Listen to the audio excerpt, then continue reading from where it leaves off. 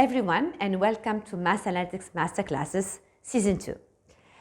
Today we're going to talk about optimization, but we'll try to tackle it from a different angle by adding concrete details when it comes to how you can run your optimization in a more sound way. We have covered this already in Season 1, precisely in Course 7. Today we'll dive deeper into some of the elements that we have mentioned during that course. Probably it would be good for you to revise that course first and then come into this course. My name is Ramla and I am the CEO and co-founder of Math Analytics. The juiciest part of any marketing mix modeling project is the delivery of actionable insight and recommendations to your clients. Obviously, the backbone of these insights and recommendations is the model itself. That's why it's very important that you make sure that whatever model you deliver makes sense both commercially and statistically. Now, what I will be going to share in this course is more details on how you can come up with a sound optimization that can deliver real value to the business based on the model's results. What I want you to remember all the way through this presentation is that optimization results need to be implementable and actionable. You can derive the most optimal mathematical results, but when it's not implementable, when it's not actionable, as if you haven't done anything and you did not deliver any insight to your clients. There is a trade-off between mathematical solutions and realistic solutions. So the more constraints you add to your optimization, the less optimal it will be mathematically, but it will be more implementable. For example, if you don't impose any constraint on your media variables in terms of minimum spend or maximum spend or following a specific laydown, obviously mathematically, you will obtain a much better result in terms of maximizing your revenue. However, when you look at the elements that your optimization output will deliver to you, you could realize that whatever spend that is advised to be spent across each channel could not be implementable because it's too high or too small. So that's why what I really encourage you to do is to be aware of what your client's constraints are and try to ingest them into the modeling and the optimization exercise that you are doing, so you make the output of the optimization something that they can go off with and that the agency of them could implement. I would like to emphasize the importance of 3 elements in your optimization exercise. The first one is the laydown, the reference periods, and the execution of the campaign itself for each media channel.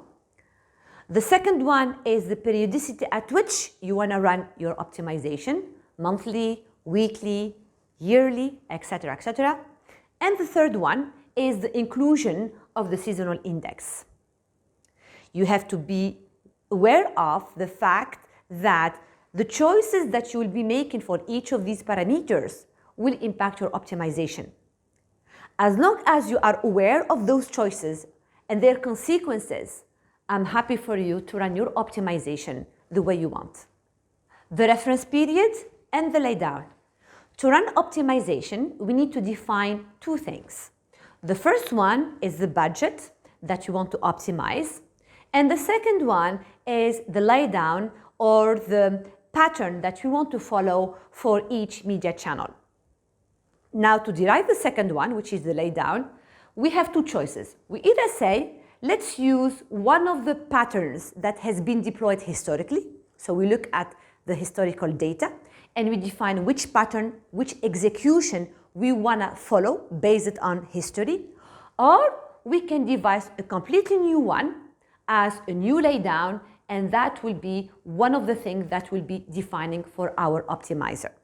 Let me drill further into the difference between using a preset laydown, generally sourced from your historical data and your historical execution, or departing from that historical laydown and specifying a new one.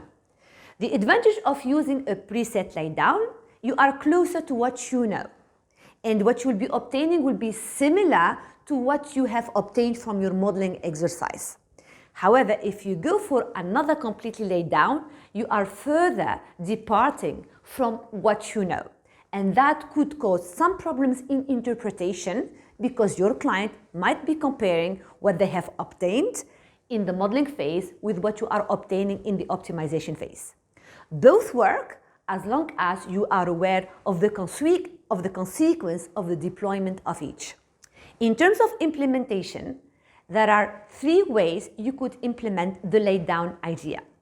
The first one is to stick to history. For all the channels that you want to optimize on, you will be looking at the way you have deployed your media historically, and you will mimic the same pattern. Paid search, social media, TV, radio, outdoor, you name it, you're gonna follow always the same pattern that you have used historically. That's option 1. Option 2 is the complete opposite. You decide not to consider any pattern from the past, and you devise a new pattern, a new flighting, a new laydown for every single media channel. That would be option 2. Now, option 3 sits between the two. It's the hybrid option. For some channels, you will consider the historical pattern. For other channels, you would consider a completely new pattern, which will give you the hybrid pattern for your optimization. What I need to emphasize on here is that as you stick to historical pattern, you are imposing constraints to your optimization, which means that the result of your optimization will be less optimal than when you use a completely different laydown or you let the optimizer define the optimal laydown for you. However, the risk you run into when you leave the optimizer to choose the best laydown for you is that the solution that you would obtain at the end could depart completely from what you have used to do in the past. And that could be sometimes misleading when you present this back to the client. So each option has its advantages and disadvantages. Again, as long as you are aware of both these, then you are free to apply the one that you think is most suitable to the problem that you are analyzing. Assuming that we went for option 1, which is using the laydown based on historical data. We all know that when we run a marketing mix modeling project, we generally model over more than 1 year, typically a 3-year worth of data when it comes to modeling. Your coefficients will be derived based on this data set of 3 years. However, during these 3 years, most probably the laydown of each media channel will be different. So the laydown in 2019 will be different from the one that you had in 2020, will be different from the one that you have in 2021. Now, assuming that we want to optimize for the next year, that's January 2022 to December 2022, the question that one could ask oneself is, which laydown will I be using? Will it be the one that I had in 2019, or the one that I have deployed in 2020, or the one that has been used most recently, which is 2021? Now, in general, we go for the most recent period. That will be, in this case, 2021. But sometimes it's not the case, because sometimes there are some media channels that have not been used in 2021. But you know that you'll be spending money on these channels in 2022. So that's why the choice of the reference period is very important. And that reference period that will determine the laydown that you will be considering for your optimization will obviously give you different results depending on which reference period you have used. That's all what I wanted to highlight in this slide, the importance of defining your reference period when you are using option 1, which is laid down based on historical data. Optimization periodicity.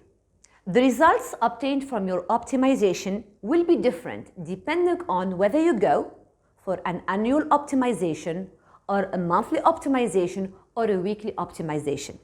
That's why my advice to you would be to consult your client to find out exactly what type of results and output they are expecting.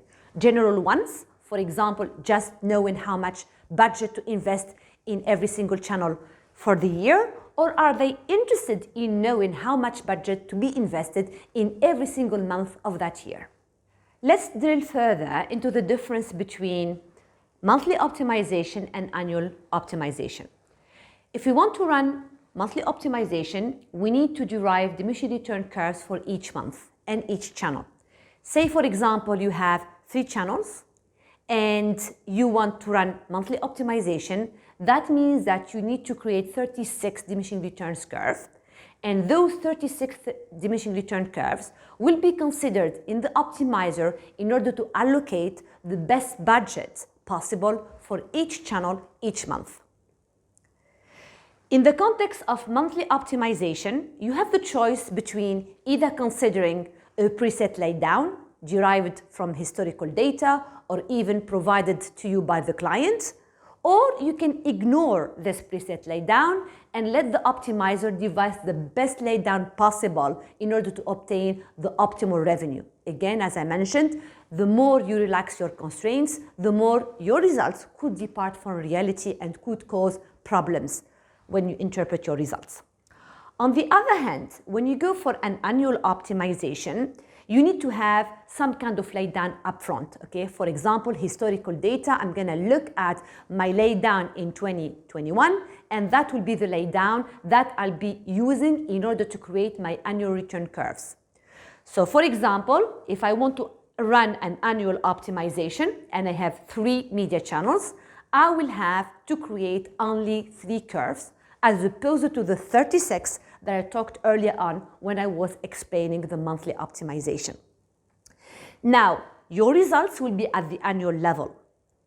You would know how much the brand should be spending on each channel for the year.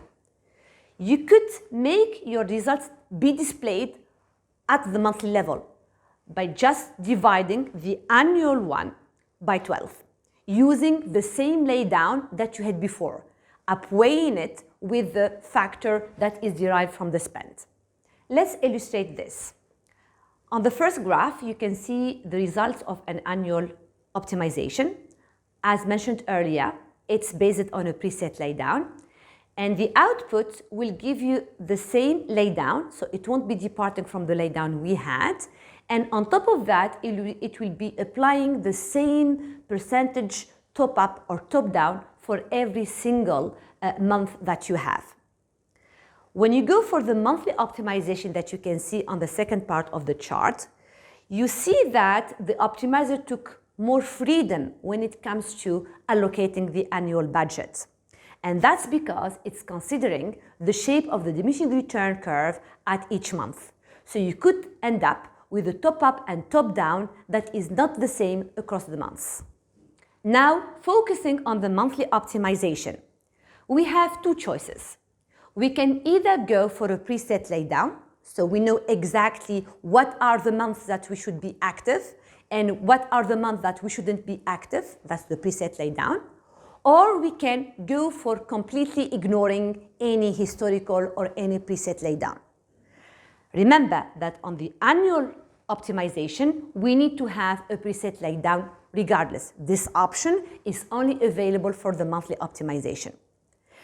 Now, if we decide to go for a preset laydown, the output of the optimization will give you results where the optimizer will be committing budgets only to the months where you were active during the preset laydown.